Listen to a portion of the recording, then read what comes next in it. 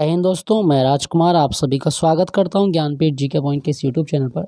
दोस्तों, science mock test की श्रृंखला में एक और मॉक टेस्ट लेके आया हूं। साइंस का 50 क्वेश्चन मैं लेके आया हूं साइंस के। इनका अभ्यास करेंगे कौन कौन से प्रश्न आपके लिए आज के मॉक टेस्ट में है। दोस्तों, यदि आप उत्तर प्रदेश रेडियो ऑपरेटर भर्ती की तैयारी कर रहे हैं जिसमें साइंस आपसे पूछा जाएगा, या आप बीएड एंट्रेंस एग्जाम जो आपका 2023 में होने वाला है जिसमें साइंस पूछा जाता है आपका बीएड एंट्रेंस में, अगर आपने बीएससी या विज्ञान वर्ग से हैं, या कोई भी ऐसा एग्जाम जिसमें साइंस पूछा जाएगा, तो सबके लिए ये मॉक टेस्ट आपके लिए हेल्पफुल होगा। तो चलिए शुरू करते हैं आज का मॉक टेस्ट। इससे पहले मॉक टेस्ट शुरू करें मैं आपको बता दूं, एसएससी एमटीएस का भी मॉक टेस्ट हम सुबह को अपलोड करते हैं, तो आप प्लेलिस्ट में जाके वहां से उस मॉक टेस्ट को हल कर सकते हैं एमटीएस हवलदार के लिए। तो आज का मॉक टेस्ट का पहला प्रश्न क्या कहता है, आपके स्क्रीन पर कहा गया है, निम्नलिखित में से कौन समय का मात्रक नहीं है। दोस्तों, आपके ऑप्शन है अधिवर्ष, चंद्रमाह और प्रकाश वर्ष। तो इसका सही जवाब क्या होगा, प्रकाश वर्ष। ये आपका समय का मात्रक नहीं है, क्योंकि प्रकाश वर्ष जो होता है ये दूरी का मात्रक होता है। सूर्य का प्रकाश एक साल में जितनी दूरी तय करता है उसको प्रकाश वर्ष कहा जाता है, और एक प्रकाश वर्ष यानी कि 1 लाइट ईयर बराबर होता है 9.46 इंटू 10⁻15 मीटर के। ये आप याद रखना, 9.46 गुणा 10⁻15 मीटर ये प्रकाश वर्ष का मान होता है, आप याद रखिएगा। तो प्रकाश वर्ष किसका मात्रक है, दूरी का, ना कि समय का। नेक्स्ट प्रश्न की ओर चलते हैं। क्वेश्चन संख्या 2, घर्षण बल से लाभ के लिए संबंधित कथनों पर विचार कीजिए। दोस्तों, घर्षण बल से क्या क्या लाभ होते हैं। घर्षण बल के कारण ही मनुष्य सीधा खड़ा रह पाता था, चल पाता है, बिल्कुल सही है। अगर घर्षण बल ना होता तो हम फिसल जाते, चल नहीं पाते, ये सही है। यदि घर्षण बल ना होता तो पहिए फिसलने लगते, ये भी सही है। घर्षण बल न होने पर हम केले के छिलके तथा बरसात में चिकनी सड़क पर फिसल जाते हैं। तो इसके तीनों कथन सही है, ये भी कथन सही है। तो कथन 1, 2 और 3 ये आपके सारे सही हैं। ऑप्शन डी इसका सही जवाब है। दोस्तों, एक चीज़ याद रखना, घर्षण बल जो होता है ना, एक संपर्क बल है। कैसा बल है आपका, संपर्क बल। जब तक दो वस्तुएं एक दूसरे के कांटेक्ट में नहीं आएंगी तब तक घर्षण बल कार्य नहीं करेगा, और घर्षण बल के द्वारा किया गया कार्य हमेशा माइनस में होता है, आप याद रखना। क्योंकि घर्षण बल की दिशा वस्तु की गति के दिशा के विपरीत होती है, इसलिए इसका कार्य माइनस में होता है। क्लियर। नेक्स्ट प्रश्न की ओर चलते हैं।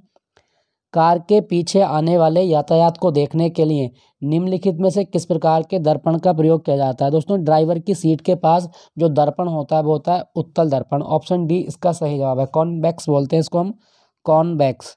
ठीक है, कॉन्वेक्स मिरर का प्रयोग किया जाता है, इसका सही जवाब है आपका ऑप्शन डी। और इसका प्रयोग क्यों करते हैं, क्योंकि ये वस्तु का प्रतिबिंब ना बहुत छोटे क्षेत्र में बना देता है, अभिसारी होता है, ये आप याद रखना, अभिसारी होता है। क्लियर। चलिए अगले प्रश्न की ओर। अच्छा, अगर आपसे पूछा जाए हमारे घर में जो दर्पण होता है वो कौन सा होता है, हमारे घर में जो दर्पण होता है वो होता है समतल दर्पण, और नाई की दुकान में वो अवतल दर्पण होता है। नेक्स्ट प्रश्न की ओर चलते हैं। CFL का पूर्ण रूप क्या है। दोस्तों, CFL का पूर्ण रूप होता है आपका compact fluorescent lamp. Compact fluorescent lamp यानी कि ऑप्शन ए इसका सही जवाब है, कॉम्पैक्ट फ्लोरिसेंट लैंप। याद रखना, बहुत इंपॉर्टेंट होता है, क्वेश्चन आ जाता है। प्रेशर कुकर में खाना कम समय में तैयार हो जाता है, क्या कारण है। दोस्तों, प्रेशर कुकर में देखो वायुदाब क्या हो जाता है कि प्रेशर कुकर में वायुदाब कमरे के दाब से लगभग दोगुना हो जाएगा। इसके कारण क्या होगा कि पानी 100 डिग्री सेल्सियस पे उबलने लगेगा, और पानी को जब इतनी अधिक ऊष्मा मिलेगी तो प्रेशर कुकर में खाना जल्दी पक जाएगा। मतलब है कि दाब बढ़ने से जल का क्वथनांक क्या हो जाता है, जल का बॉइलिंग पॉइंट भी बढ़ जाता है। तो ऑप्शन बी इसका सही जवाब है, याद रखिएगा, इंपॉर्टेंट है, पूछा जाता है। नेक्स्ट प्रश्न की ओर चलते हैं। अरुण ग्रह की खोज किसने की थी। दोस्तों, अरुण ग्रह हमारे सौरमंडल का एक ग्रह है, और इसकी खोज किसने की थी, जवाब होगा विलियम हर्शेल। ऑप्शन सी इसका सही जवाब है, विलियम हर्शेल के द्वारा अरुण ग्रह की खोज की गई थी। ठीक है, किस वर्ष में की गई थी, 1781 में। 1781 में। हमारे सौरमंडल में टोटल ग्रह कितने, 8 हैं, याद रखिएगा, 8 ग्रह हैं। नेक्स्ट प्रश्न है आपका, सूची 1 को सूची 2 से मिलान करना है हमें कि क्या क्या कहा गया है। देखो क्या कहता है कि विद्युत आवेश, तो आवेश का मात्रक कूलाम्ब होता है। विद्युत धारिता, धारिता का मात्रक फैराड होता है। विद्युत विभव, विभव को मात्रक आप जानते हैं वोल्ट होता है, और विभवांतर का मात्रक भी वोल्ट होता है। तो बस मिला दिया। इसको आप दोबारा देख सकते हैं किस तरह से आपको याद रखना है। एक बार इसको दोबारा देख लेते हैं। विद्युत आवेश का मात्रक कूलाम, विद्युत धारिता का मात्रक फैराड, विभव का मात्रक वोल्ट, और विभवांतर का मात्रक वोल्ट होता है। ठीक है, बाकी इसमें जो भी ऑप्शन बनेंगे आपके, आप इसको टिक कर सकते हैं। मतलब इसका बनेगा 4 3 2 1, 4 3 2 1। ठीक है, चलिए अगले प्रश्न की ओर चलते हैं। रॉकेट किस सिद्धांत पर कार्य करता है। दोस्तों रॉकेट, रॉकेट किस सिद्धांत पर कार्य करता है? आई होप ये क्वेश्चन आपको याद होगा। संवेग संरक्षण के सिद्धांत पर रॉकेट कार्य करता है। ऑप्शन बी इसका सही जवाब है, संवेग संरक्षण। और संवेग संरक्षण का नियम जो होता है ये क्रिया प्रतिक्रिया का नियम है, क्रिया प्रतिक्रिया का नियम है संवेग संरक्षण का नियम। याद रखिएगा कि रॉकेट किस सिद्धांत पर कार्य करता है, जवाब होगा क्रिया प्रतिक्रिया के नियम पर कार्य करता है, ऑप्शन बी। अच्छा, अगर आपसे क्वेश्चन पूछा जाए कि आंधी में जो टीन उड़ जाती है वो किसका उदाहरण है? बर्नौली की प्रमेय। और हवाई जहाज जो उड़ता है वो बर्नौली की प्रमेय के कारण ही उड़ता है। याद रखना इसके बारे में, इंपॉर्टेंट है। रॉकेट, संवेग संरक्षण। क्वेश्चन क्या 9 की ओर चलते हैं।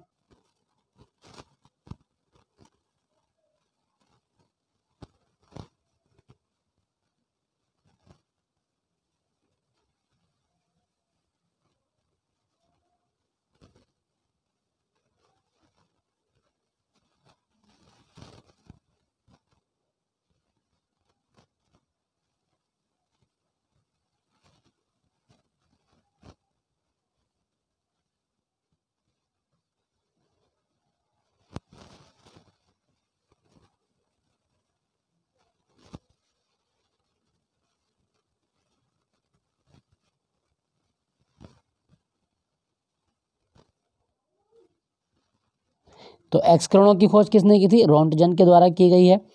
प्रक्षेपास्त्र की खोज बंस von Braun. Hydrogen bomb Edward Teller और स्कूटर बनाया गया था ब्रॉड शार्क के द्वारा।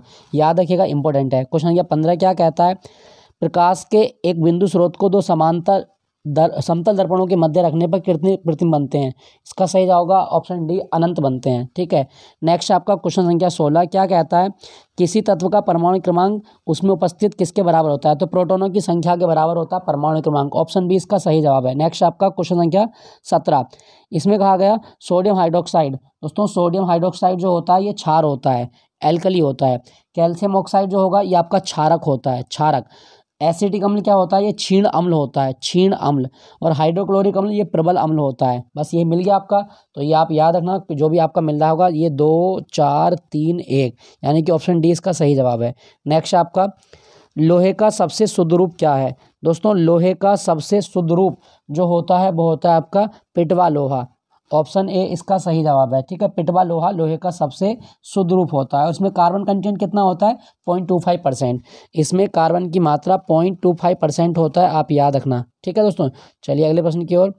निम्नलिखित कथनों में से कौन सा सही नहीं है? ध्यान रखना, नहीं है पूछा है। अच्छा क्या है? हाइड्रोजन एक तत्व है, बिल्कुल सही है। हाइड्रोजन सबसे हल्का तत्व है, सही है। हाइड्रोजन के कोई समस्थानिक नहीं होते, ये गलत है। दोस्तों हाइड्रोजन के 3 समस्थानिक होते हैं, 1H1, 1H2 और 1H3। तो 3 समस्थानिक हाइड्रोजन के, इसको बोलते हैं प्रोटियम, इसको ड्यूटेरियम, इसको ट्राइटियम कहा जाता है। ठीक है, और यहाँ पर लिखा गया हाइड्रोजन और ऑक्सीजन का जो मिश्रण वो विस्फोटक बना सकता है, ये सही है आपका। ठीक है, ये आप याद रखिएगा। तो ये हाइड्रोजन का कौन समस्थानिक नहीं है, ये गलत है, क्योंकि 3 समस्थानिक होते हैं। नेक्स्ट प्रश्न की ओर चलते हैं। एक रेडियोएक्टिव तत्व के औसत का आयुकाल तथा अर्ध आयुकाल में क्या संबंध होता है? दोस्तों एक रेडियोएक्टिव तत्व का जो औसत काल और अर्ध आयुकाल होता है उसमें संबंध होता है कि औसत आयु बराबर 1.44 इंटू अर्ध आयु। तो इसका सही जवाब होगा ऑप्शन बी, याद रखना, इसके बारे में इंपॉर्टेंट है। और रेडियोएक्टिवता की इकाई क्या होती है? बैकुरल। रेडियो एक्टिवता की इकाई क्या है? बैकुरल होती है, आप याद रखना। बाकी क्यूरी भी होती है, क्यूरी भी इकाई है, याद रखिएगा इसके बारे में। नेक्स्ट आपका एसिटिक अम्ल का तुल्यांकी भार कितना होता है? देखो सिंपली है, कार्बन का परमाणु क्रमांक 6 होता है, तो एक कार्बन ये है, एक ये है, तो 6 का दोगुना करोगे 12 हो गया, 12 12 24 हो गया। मतलब 2 सी हैं, एक सी का तुल्यांकी भार कितना होता है? 12, 2 सी के 24 हो गए। चलो 24, कितने ओ हैं आपके? 2 ओ हैं। एक का 16 होता है, 2 के कितने होंगे? 32 हो जाएंगे, 32। तो उसके बाद में एक हाइड्रोजन ये है आपका और 3 ये है, तो ये हो जाएंगे आपके 4 हाइड्रोजन, तो 4 ये हो गए आपके। तो कितने बनेंगे आपके? देखो 2 और 4 6, 4 10 का 0 हासिल लगा, 1 2 3 5 और 1 6, कितना बनेगा? तो इसका तुल्यांकी भार बनेगा 60, ऑप्शन सी इसका सही जवाब है। एसिटिक अम्ल ये आप याद है 60 होता है। और कभी क्वेश्चन आए कि सिरके में कौन सा अम्ल होता है, तो सिरके में जो अम्ल होता है वो एसिटिक अम्ल होता है। क्लियर। नेक्स्ट प्रश्न की ओर चलते हैं। संतुलित रासायनिक समीकरण में क्या होता है? दोस्तों संतुलित रासायनिक समीकरण में दोनों ओर परमाणुओं की संख्या समान होती है। ऑप्शन ए इसका सही जवाब है। नेक्स्ट आपका बंधन ऊर्जा तथा द्रव्यमान क्षति में क्या संबंध होता है? दोस्तों बंधन ऊर्जा और द्रव्यमान क्षति में संबंध जो होगा, बंधन ऊर्जा बराबर होती है द्रव्यमान क्षति इंटू 931 मेगा इलेक्ट्रॉन वोल्ट के। ऑप्शन ए इसका सही जवाब है। नेक्स्ट आपका अगला क्वेश्चन, थर्मोप्लास्टिक क्या होते हैं? दोस्तों थर्मोप्लास्टिक वे चीज़ें होती हैं जो गर्म करने पर मुलायम हो जाती हैं। ऑप्शन सी इसका सही जवाब है। थर्मोप्लास्टिक गर्म करने पर मुलायम हो जाती हैं, जैसे आपका पॉलीएथिलीन है, पॉलीविनाइल क्लोराइड है, टेफ्लॉन है, ये सब थर्मोप्लास्टिक होते हैं, याद रखना इसके बारे में। नेक्स्ट है आपका क्वेश्चन संख्या 25, क्या कहता है? निम्नलिखित में से किन गैसों के मिश्रण में डाल्टन का आंशिक दाब का नियम लागू होता है? दोस्तों डाल्टन का आंशिक दाब का नियम जो लागू होता है वो हाइड्रोजन और कार्बन डाइऑक्साइड पर लागू होता है। ऑप्शन सी इसका सही जवाब है, हाइड्रोजन और कार्बन डाइऑक्साइड। नेक्स्ट आपका क्वेश्चन संख्या 26, क्या कहता है? निम्नलिखित में से कौन सा बायोगैस है? दोस्तों बायोगैस जो होता है ना, ये आपका प्राकृतिक गैस होती है। बायोगैस प्राकृतिक गैस है, इसमें methane, carbon dioxide, hydrogen sulphide आदि गैसें होती हैं, आप याद रखिएगा। क्लियर। चलिए अगले प्रश्न की ओर चलते हैं। क्वेश्चन संख्या 27। दोस्तों यहाँ आसपास डीजे बजने लगा है, तो उसके लिए मुझे खेद है कि यहाँ आवाज़ आएगी। मैं रिकॉर्ड कर रहा हूँ इसको अपने रूम में, तो सॉरी उसके लिए। यहाँ कोई डीजे बजाने स्टार्ट कर दिया है, फिर कोई भी नहीं, आप मैनेज कीजिएगा इसको। आज की क्लास क्या है? कॉपर निम्नलिखित में किससे संबंधित है? मतलब कॉपर का अयस्क बताना है दोस्तों। कॉपर का अयस्क क्या होता है? कॉपर का अयस्क का मैलेकाइट। कॉपर का अयस्क मैलेकाइट है। यहाँ पे लिखा गया क्रोलाइट। एल्यूमिनियम का अयस्क होता है क्रोलाइट। कैलेमाइन जिंक का अयस्क होता है, याद रखना। जिंक का अयस्क कैलेमाइन है, कॉपर का अयस्क मैलेकाइट होता है। ठीक है। कॉपर का परमाणु क्रमांक कितना होता है? 29। कॉपर का परमाणु क्रमांक 29 और कॉपर डी ब्लॉक में आता है, याद रखना इसके बारे में। नेक्स्ट आपका क्वेश्चन संख्या 28, निम्नलिखित कथनों में से कौन सा समस्थानिकों तथा समभारकों में संबंध नहीं है? दोस्तों समस्थानिक क्या होते हैं? समस्थानिक में द्रव्यमान संख्या समान होती है। द्रव्यमान संख्या समान होती है, ये गलत है। समस्थानिक में जो परमाणु क्रमांक है वो समान होता है। ठीक है। उसके बाद में आपका समभारिक परमाणु संख्या समान, गलत। समभारिक में द्रव्यमान संख्या समान होती है, तो ये ना तो एक सही है ना ही दो सही है, दोनों गलत हैं आपके। नेक्स्ट आपका अगला क्वेश्चन, सूची 1 को सूची 2 से मिलान करना है। कुछ अम्ल दिए गए हैं, उनके सोर्स दिए गए हैं, जैसे लैक्टिक अम्ल। दोस्तों लैक्टिक अम्ल किस में आपको मिलेगा? तो आप याद रखिएगा, खट्टे दही में लैक्टिक अम्ल होता है। टार्ट्रिक अम्ल इमली में टार्ट्रिक अम्ल होता है। ऑक्सैलिक अम्ल टमाटर में होता है। और सिट्रिक अम्ल नारंगी में होता है। ठीक है। तो लैक्टिक अम्ल दही में, टार्ट्रिक अम्ल इमली में, ऑक्सैलिक अम्ल टमाटर में और सिट्रिक अम्ल नारंगी में। क्लियर। तो इसका सही जवाब बनेगा आपका 4 1 3 2। ठीक। चलिए अगले प्रश्न की ओर। कठोर स्टील में क्या होता है? दोस्तों कठोर स्टील में जो होता है ये इसमें हम क्या मिलाते हैं? तो याद रखना 0.5 से 1.5% कार्बन होता है। ठीक है। और स्टील को जंग से बचाने के लिए क्या मिलाते हैं हम इसमें? क्रोमियम मिलाते हैं। स्टील को जंग से बचाने के लिए इसमें क्रोमियम मिलाया जाता है। जेनेटिक्स निम्नलिखित में किसका अध्ययन है? दोस्तों जेनेटिक्स जो होता है वो किसका अध्ययन है? सही जवाब होगा आपका आनुवांशिकता का अध्ययन होता है जेनेटिक्स। ऑप्शन डी इसका सही जवाब है। कभी क्वेश्चन आए कि फादर ऑफ जेनेटिक्स किसे माना गया? मेंडले को। जेनेटिक्स यानी कि आनुवांशिकता का जनक कौन है? मेंडले को आनुवांशिकता का जनक माना जाता है। और मेंडले ने अपने प्रयोग मटर के पौधे पर किए थे, याद रखिएगा इसके बारे में। नेक्स्ट आपका प्रकाश संश्लेषण कहाँ होता है? दोस्तों प्रकाश संश्लेषण जो होता है ये आपका क्लोरोप्लास्ट में होता है। और क्लोरोप्लास्ट में कौन सी धातु होती है? मैग्नीशियम होती है, याद रखना। और प्रकाश संश्लेषण के दौरान कौन सी गैस मुक्त होती है? ऑक्सीजन गैस मुक्त होती है, याद रखिएगा। प्रकाश संश्लेषण वो क्रिया है जिसके द्वारा हरे पौधे अपना भोजन बनाते हैं। क्लियर। चलिए अगले प्रश्न की ओर। एक कार्यशील महिला को कितना प्रोटीन प्रतिदिन लेना चाहिए? दोस्तों एक कार्यशील महिला को जो प्रोटीन खाना चाहिए एक दिन में, वो खाना चाहिए लगभग 45 ग्राम, याद रखिएगा। 45 ग्राम प्रोटीन उसको खा लेना चाहिए। अगर आपसे पूछे दोस्तों प्रोटीन की इकाई क्या है? एमिनो अम्ल। प्रोटीन की इकाई क्या होती है? एमिनो अम्ल, ये प्रोटीन की इकाई है। और आपसे ये पूछेगा कि प्रोटीन की कमी से कौन सा रोग होता है? तो मरासमस और क्वाशियोरकोर। मरासमस और क्वाशियोरकोर दो रोग प्रोटीन की कमी से हो जाते हैं आपके। क्वाशियोरकोर। क्लियर। याद रखिएगा, इसके बारे में इंपॉर्टेंट है। बाकी भारत में 27 फरवरी को राष्ट्रीय प्रोटीन दिवस भी होता है। 27 फरवरी राष्ट्रीय प्रोटीन दिवस। नेक्स्ट आपका, अच्छा प्रोटीन शब्द याद रखना, बर्जीलियस ने दिया था। सूची 1 को सूची 2 से मिलान करना है। कुछ विटामिन दिए हैं और उनकी कमी से होने वाले रोग हैं। सूखा रोग विटामिन डी से होता है। ठीक है। बेरी विटामिन B1 से होता है। निशांतता यानी कि रतौंधी बोलते हैं इसको, विटामिन ए से। स्कर्वी विटामिन C से। ये तो आपका सीधा मिला हुआ है आपका, यानी कि कैसे मिला हुआ है आपका? 1 2 3 4। ठीक, 1 2 3 4। क्लियर। चलिए अगले प्रश्न की ओर चलते हैं। पेट्रोलॉजी किसका अध्ययन है? दोस्तों पेट्रोलॉजी में हम अध्ययन करते हैं चट्टानों का। ऑप्शन बी इसका सही जवाब है। चट्टानों का अध्ययन पेट्रोलॉजी कहलाता है। मिट्टी का अध्ययन क्या है? पीडोलॉजी। पीडोलॉजी मिट्टी का अध्ययन होता है, याद रखिएगा, इंपॉर्टेंट है। नेक्स्ट आपका, हमारे शरीर में सबसे छोटी हड्डी कहाँ पाई जाती है? दोस्तों मानव की सबसे छोटी हड्डी जो मिलेगी वो मिलेगी कान में। ऑप्शन ए इसका सही जवाब है। और इसका नाम क्या होता है? इसका नाम है स्टेपिस। मानव की सबसे छोटी हड्डी स्टेपिस होती है, ये आप याद रखिए, कान में होती है। क्लियर? अच्छा, अगर आपसे पूछे एक वयस्क में कितनी हड्डी होती हैं? 206।